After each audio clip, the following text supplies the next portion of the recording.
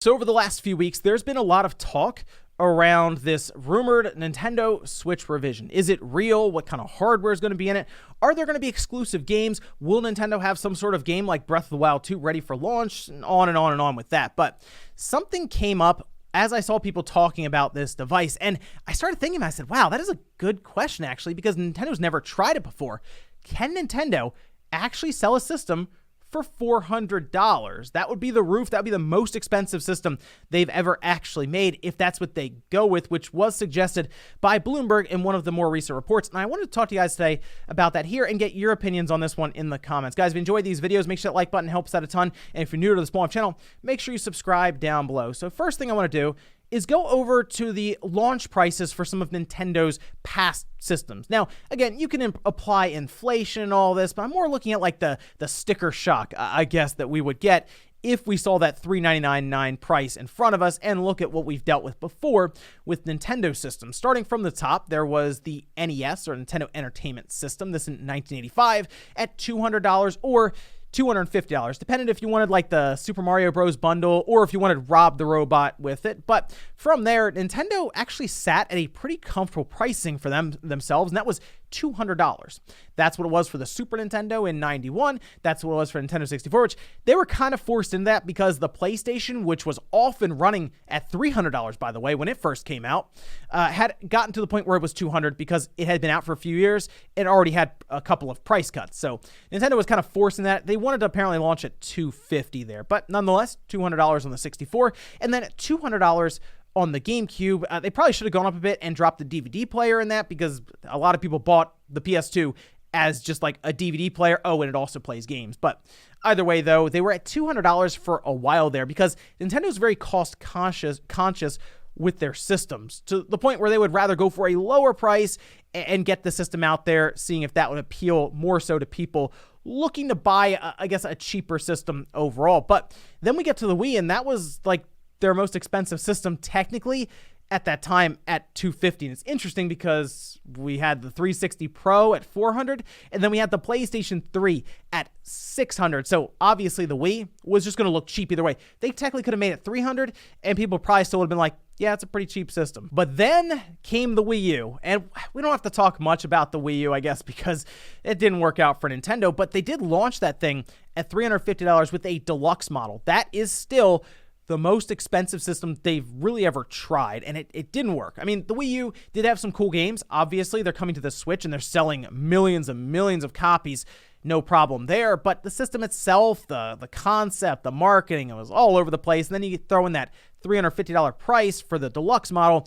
Yeah, it just wasn't a great recipe for success. But then we followed that up with the $300 Switch, and I mean, that sold like crazy. You know, no problems there for Nintendo moving these things out. In fact, even into like the 4th and 5th year of the system, they're still having a hard time keeping these things stocked in stores. But a couple of years ago, they did something kind of interesting, and that was that Switch Lite. It was rumored to be a Switch Mini, and it made sense to us because the way Nintendo was going to continue selling systems as like the basic Switch, the base Switch gets older, you introduce a cheaper model. Makes sense. That's really how you're going to sell more systems if you get that price lower. So they unveiled the Switch Lite, and we all figured, okay, that's going to be Nintendo's best-selling system when you start splitting up the overall Switch family, look at sales for each like revision of it. But that's actually not the case. See, take a look at this here. This is from Famitsu sales charts this previous week, and we see the Switch is at the top with 52,579, but right below that is the Switch Lite at 36,525. The big difference, obviously, is that concept. That being the idea of going from a handheld to a home console back to a handheld whenever you need it to be one or the other. The Switch Lite is just always a handheld. So that $100 difference is worth it for people to be able to have a hybrid system, which tells me that concept really is that appealing to people. And I do wonder if that concept is appealing enough that people would be interested in saying, oh, well, if we can eliminate some of the sacrifices that I'm making for going to this hybrid concept, yeah, it's worth another $100 to go up to $400. And a lot of this is going to depend on Nintendo's ability to present it to people and market it correctly. So the first thing I would say for Nintendo to do with this device, if they are targeting that $400 price for the first time ever, is to make it feel like it's a $400 device. Now, the regular Switch currently, we've talked about it bending. It's mostly plastic, of course. If Nintendo can look at that and say, okay, well, how can we dress this up a bit? We've heard that they were looking into maybe more of a aluminum type shell, and that would make it feel more premium. Just something like that, along with the idea of putting, and I'm not even kidding, just a 4K badge on it if it is actually 4K, even if it's upscaled. Just that 4K badging is enough to make people look around and say, oh, well, this device is 4K, and then this device is 4K, so they must be the same. And in turn, they're comparing this new Nintendo Switch to the PS5 or something, which I have to imagine is why Sony put 8K on the front of their PlayStation 5 box. It's like, wow, this one's 4K, but this one's 8K. That's like twice as much. And while we're bringing up Sony and Microsoft, it's interesting the differences here between Nintendo and Microsoft and Sony when it comes to pricing of these consoles. And I think there's a couple of different reasons for this. One, the way that these different systems are presented. Nintendo will take their system and say, hey, this is a video game device first and foremost. Whereas on the other side, we'll have Microsoft and Sony lean more into the multimedia side of things, and they've been doing this since either one of them got into the game, with the original PlayStation also playing music CDs, and then naturally the PS2 and original Xbox doing DVD, and then we get to the Xbox One where they said TV over and over again. Microsoft and Sony are creating devices that they can present to the general consumer as an all-in-one box. It'll basically do everything you need for your living room, whether you want to stream different movies or you want to listen to music or play games.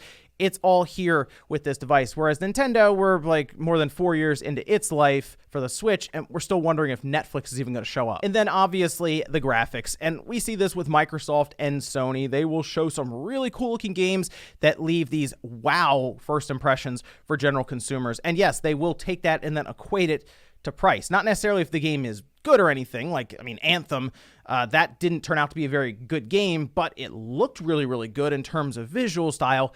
That will be taken, and then they'll say, okay, well, it has to be worth $500 because these visuals look crazy. Whereas they might look over at the Switch and maybe it looks a little blurry or it looks more cartoony, and they figure, oh, that kind of works into what Nintendo does with the more toy idea of their device here. Okay, $300, that makes sense, but $400, I don't know. It's just the unfortunate reality we live in when it comes to these companies marketing and trying to get a message across to a general consumer who may not be as plugged in as people who are searching up different video game topics and stuff in forums or on YouTube. I mean, I've talked to people who have never played Breath of the Wild, mostly because of like the way it looks. They look at that versus some of the other things in the video game world, and they're like, it just looks kind of cartoony. I didn't know if it was that good. And I'm like, it's one of the best games ever made. You got to go play it. So if Nintendo can market this correctly, show things like 4K, even though it's upscale, just present it as that, and then have some sort of game or a couple of games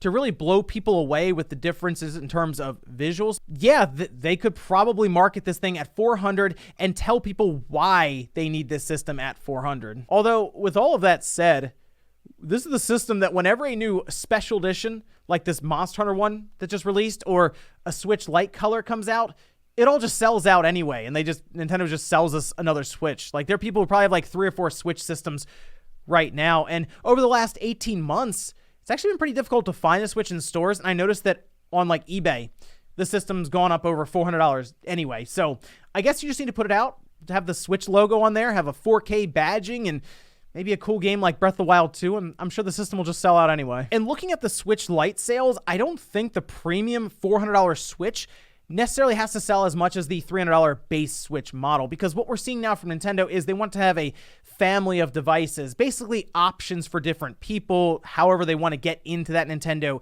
ecosystem. So if they do put out a premium Switch and it sells okay for Nintendo, that's probably a win because they just have more options now. But let me know what you guys think about this one, specifically the idea of Nintendo selling a system at $400. Can they do it? Is this finally the time? Is the Switch hybrid concept that strong that a company like Nintendo, who's never attempted it, can actually hit that $400 mark? Thanks guys for watching, and I'll see you next time.